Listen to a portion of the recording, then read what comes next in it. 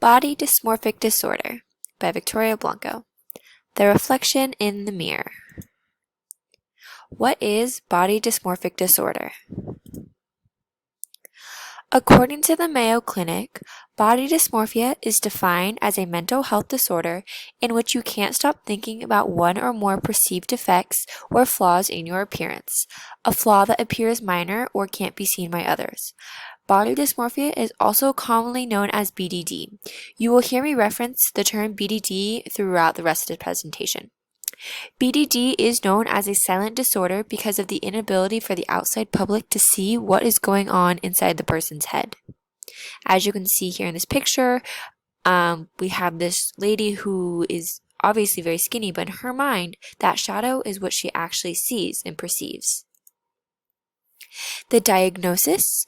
So in order to diagnose someone with BDD, you have to take a look at some of the behaviors they are exhibiting, such as appearance preoccupations. The individual must be preoccupied with one or more non-existent or slight defects or flaws in their physical appearance. We also have repetitive behaviors. To qualify for a diagnosis of BDD, at some point during the course of the disorder, the individual must perform repetitive compulsive behaviors in response to the appearance concerns.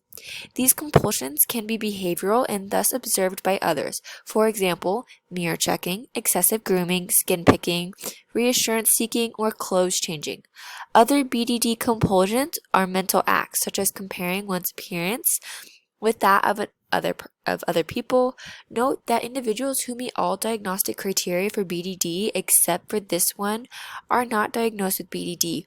Rather, they are diagnosed with other specified obsessive compulsive and related disorder. We have clinical significance. The preoccupation must cause clinically significant distress or impairment in social, occupational, or other important areas of functioning. And then we have the specifiers. Once BDD is diagnosed, clinicians should assess the two DSM-5 BDD specifiers to identify meaningful subgroups of individuals with BDD. So some symptoms of BDD or body dysmorphic disorder are checking in a mirror, avoiding mirrors, skin picking, excessive grooming, excessive exercise, changes clothes excessively, camouflaging with body position, clothing, makeup, hair, hats, etc., comparing body part to other appearances, not allowing your picture to be taken, repeatedly touching, checking, or measuring the perceived flaw, seeking reassurance by repeatedly asking others for their opinion of how you look, yet not believing them when they say you look good, believing that others take special notice of your perceived flaw. Common flaws that feed BDD. Some perceived flaws include moles or freckles perceived as too large or too noticeable, minor scars, acne, facial or body hair, size and shape of genitalia or breast or muscle size, and the size, shape, or symmetry of your face or other body part. Well, these are just some of the flaws that people may not like about themselves. There are many more that affect each individual differently, so it all depends on the body type and how that individual views themselves. As you can see in these pictures, on the far right, we have a girl who has lots of freckles, which I think are beautiful, but to her, she sees them as a bad thing. And as you can see in the left picture, there's a woman who has a good amount of makeup on and she's crying, and you can see that makeup coming off because she's visibly upset. Some causes for body dysmorphic disorder: abuse or bullying, low self-esteem, fear of being alone or isolated, perfectionism or competing with others, depression, anxiety, or OCD. As you can see in these pictures, there's three different people with different body shapes and sizes. On the top, you can see someone who is visibly very skinny. As you can see their rib cage, and this person is measuring themselves to see how much they are. In the middle, I would like to no body is perfect, but you can see they're visibly pretty healthy and in shape, but you can see they're still measuring themselves because to them, they see a flaw. And in the third picture, while they have a little excess weight as compared to the other people, they're still measuring themselves because they have flaws that they see that others do not. Some common misconceptions. Misconception number 1: body dysmorphia is an eating disorder. The assumption that BDD is the same as an eating disorder is a very common misconception that many find hard to differentiate because the two often go hand in hand with one another. While body dysmorphia is not the same thing as an eating disorder, the two conditions do share a common dissatisfaction about one's body or appearance. Someone with an eating disorder has concerns related to the ingestion of food and concern about weight, whereas a person with body dysmorphic disorder can be focused on a perceived flaw that isn't related to weight or food consumption. Misconception number 2. Body dysmorphia can be cured with plastic surgery. Surgeries for body dysmorphic disorder tend to result in an ongoing and sometimes worsening perception of flaws. Sometimes people with BDD who have had plastic surgery end up focusing on other aspects of their appearance, confirming that this is not a condition that can be easily cured or dissuaded by surgical intervention. Since BDD is a condition of negative self-evaluation and misperceptions about one's appearance, it is not something that surgery can repair. Misconception number 3. BDD goes away in adulthood. While it is most common to see BDD in patients who are in their adolescence, it is still very possible to experience BDD in adulthood. Body dysmorphic disorder tends to grow stronger with time, and leaving this disorder untreated can have some serious consequences. Some known therapies. So, one of the therapies is cognitive behavior therapy, also known as CBT. In CBT, the therapist and individual work as a team to identify and challenge the thought and behavior patterns involved in the patient's specific BDD symptoms. In particular, the goal of CBT is to help individuals in identifying their unhelpful appearance-related thoughts and developing more flexible beliefs. Individuals are also asked to gradually participate in more and more challenging situations, which will help to decrease anxiety in the long term, working to change how their brain responds to triggers. This process is also called habituation. In addition, CBT also teaches individuals how to see the big picture. For example, individuals learn to view themselves more holistically and non-judgmentally when in front of the mirror instead of focusing on any perceived flaws.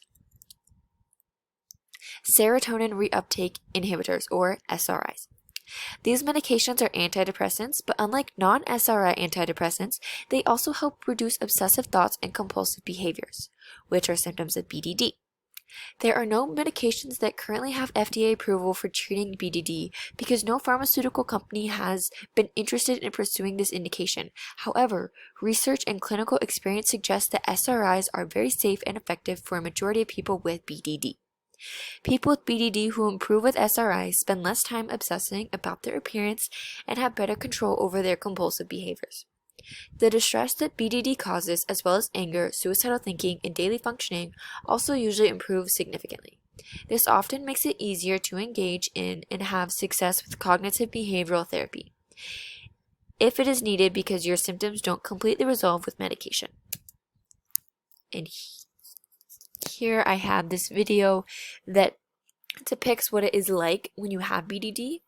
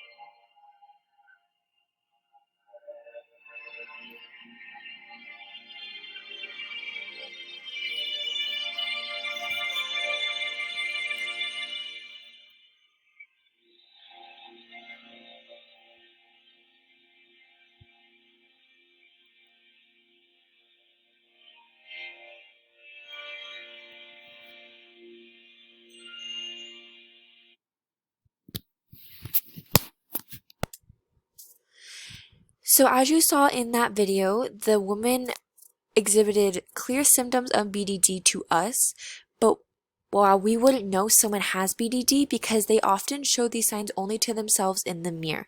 They like to sit in the mirror and compare themselves and pick what is wrong or what they perceive wrong, when in actuality, if we look at someone on the streets, we're like, wow, that person is beautiful. But in their head, they think to themselves, this is not who I want to be. I don't look good. I want to change who I am. So I ask that what you take away from this is that when you walk on the streets and you see people, you realize that people are dealing with a lot more than they perceive to show. And so with that, I thank you for listening and be kind to one another.